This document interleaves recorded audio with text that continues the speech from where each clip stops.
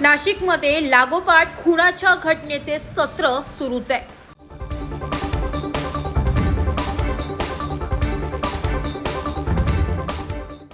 लागोपाठ खुनाच्या घटनेने नाशिक शहर हादरून गेलंय।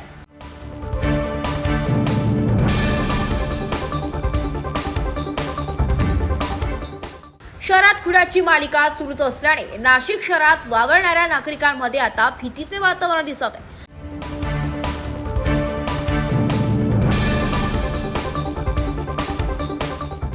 शहरात कायदा व सुव्यवस्थेचा प्रश्न निर्माण झाला असल्याने या प्रकरणी संबंधित आरोपीवर कडक कारवाई करावी अशी मागणी नागरिकांकडून होत आहे।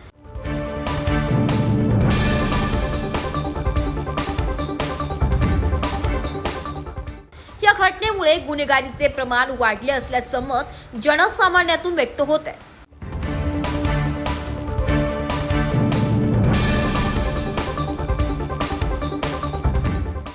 सातपूर श्रमिक नगर येथे एका तरुणाचा 5 जणांनी खून केल्याची घटना घडली होती। त्यानंतर आज दिनांक 13 रोजी इंदिरानगर पोलीस स्टेशन हद्दीत एका तरुणाची धारदार शस्त्राने भोसकून हत्या करण्यात आली असून एक युवक गंभीर जखमी आहे।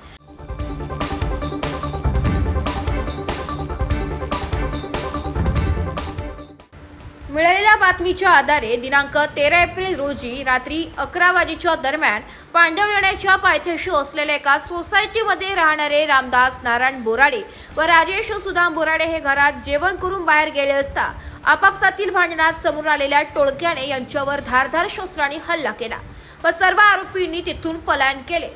यामध्ये जखमी रामदास बोराडे व राजेश बोराडे यांना खासगी रुग्णालयात उपचारासाठी दाखल करण्यात आले। रामदास बोराडे यांची प्रकृती खालवल्याने त्याला शासकीय रुग्णालयात दाखल करण्यात आलं। डॉक्टरांनी तपासून त्यास मयत घोषित केलं। सदर हत्याकांड सुरूच असल्याने नागरिकांमध्ये धास्तीचे वातावरण दिसून येते। शहरात दररोज हाणामारी, दुचाकी चोरी, सोनसाखळी चोरी, लूटमार यासारखे प्रकार घडत असतानाच अवघ्या काही तासातच दुसरी हत्या झाल्याने नाशिक शहरात कायदा व सुव्यवस्थेचा प्रश्न निर्माण झालाय। त्यामुळे पोलिसांच्या कामगिरीवर देखील प्रश्नचिन्ह उपस्थित केला जाते।